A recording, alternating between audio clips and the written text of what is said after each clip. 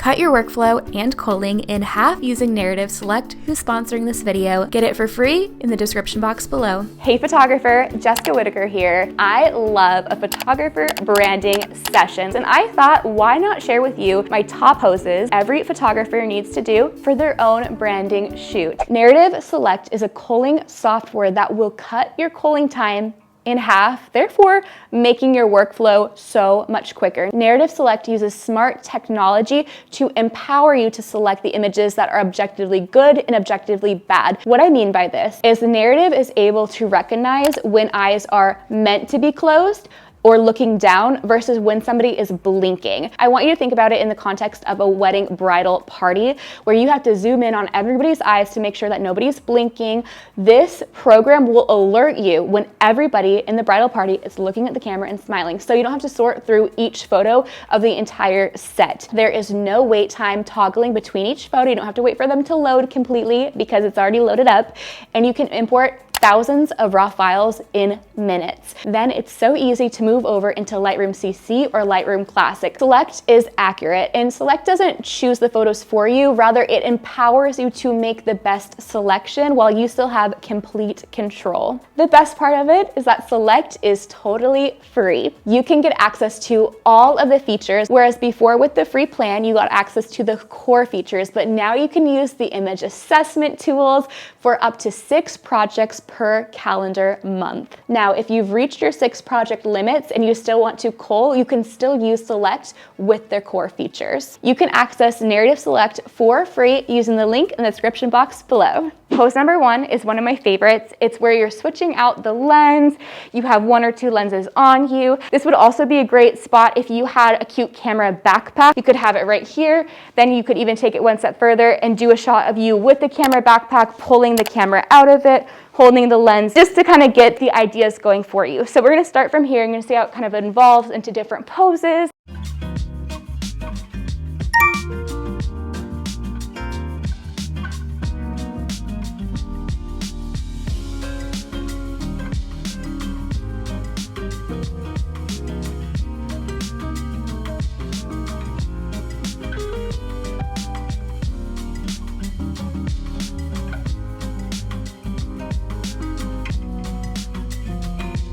I want to share with you a few things that you can do to make sure you have a successful photography branding session. You're going to want to bring with you some props. So whether that is some stationery plus your laptop, bring your digital camera, a couple of lenses so you can switch out them. That's a little spoiler alert for one of the poses.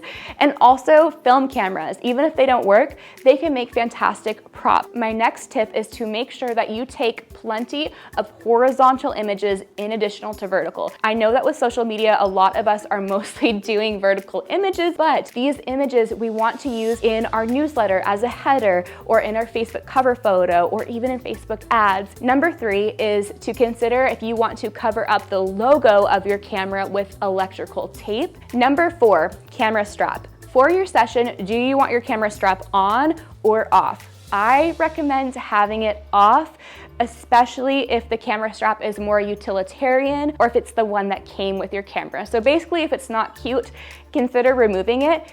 Even if it is cute, I would remove it for some of the shots because it can be a bit distracting of a detail in some cases. You might end up having to wrap it around the camera and then it gets bulky and awkward to hold. Lastly, when it comes to actually holding the camera, really pay attention to the actual camera itself to make sure that they catch if you're holding it too tilted up, where you're just getting the base of the camera, or if there's a strange reflection happening in the lens. Really be conscious of how you're holding it. It might feel unnatural for how you're holding it, but that is what looks the best. In the behind the scenes portion, you're going to hear me correct on how to hold the camera. You're going to hear those details. Be sure that you hit subscribe so you're the first to know when new tutorials for your business come out. The next pose we are going to do is very simple, but it's going to be holding the camera. You look at me, you're going to look off at your pretend clients, and then you can go into the pose of pretending to direct them. Whenever it comes to holding the camera, for these photos, you're going to want to hold it pretty close up to like your collarbone,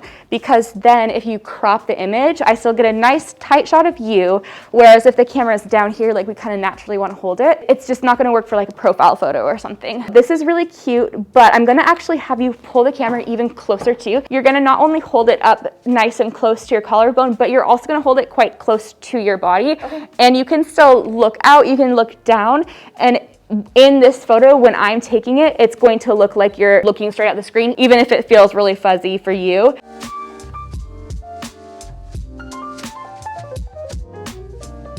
Now I'm gonna have you take it, same pose, but you're just gonna flip it up onto your shoulder. So this is a great example of, naturally when you hold the camera up, the base is going to be towards the photographer. But we want to, rotate that wrist in so that we're actually getting the camera. Oh, this is so beautiful. And big smile. Now I'm gonna have you take that hand and hold the other side of the camera. Beautiful.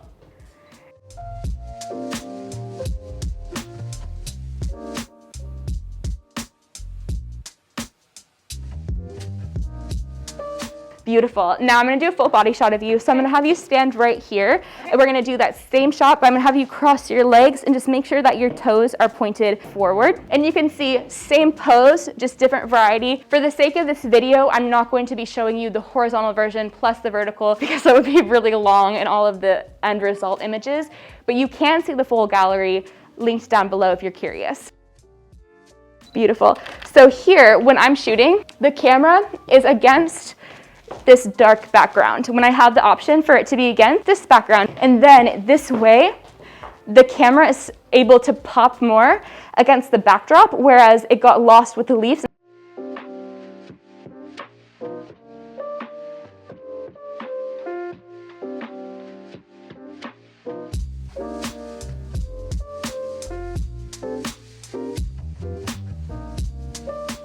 Beautiful. So these are very classic images that you'll be able to use across platforms. Now let's take it one step further. Next pose I want to share is one where you're going to be like directing your clients who are imaginary in there. And I find that this is like a very unique thing that you can add in. You're going to hold your camera with one hand, the one with the grip, and then with the other one, you're going to be pretending to direct your client. This way, oh my gosh, that looks so good. And with your hand, you're gonna do very delicate kind of movements and like really with your fingers. And this is a great shot to get with room for text. At this angle, the lens is covered up a lot by the hand. So I'm gonna have you actually hold it, flip under, so then it opens the camera up. We see the lens, we see a little bit more, and it's not so much focus on the hand.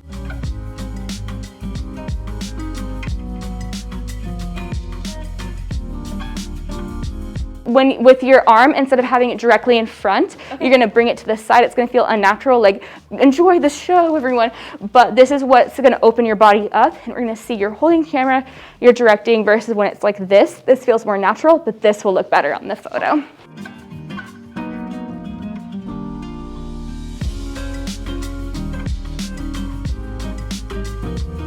And now go, oh my gosh, you just got an amazing shot. What's your reaction? And look at the camera. Yep, perfect. Yep, do that again where you're loving it. You're loving it. Put your hand over your face again. So beautiful. These are great shots to get as well. And then that's maybe where you'd consider, I'm gonna have you keep doing that, where you consider maybe covering the camera logo with electrical tape, because you want the focus to be on the styling versus the logo.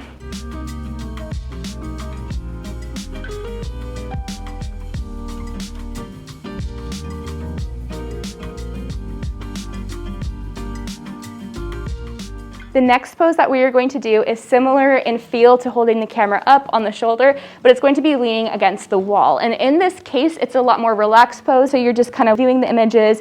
You can be scrolling through. Now, if you're going to do scrolling through, really exaggerate that movement where your finger is like this, you're pressing the buttons, you're scrolling, you're looking. You know, you don't want it to just be like looking down, but rather add that extra element and remember to pull the camera close to your chest. It might even feel a little bit squished, but that in a lot of cases will look really lovely in the end result. Amazing. Beautiful. And I have room for text. Look that way for me. Beautiful. Beautiful. Now bring it down again and you're looking at your photos. And maybe kind of look up at me and give me a little smile. Oh, it's so gorgeous.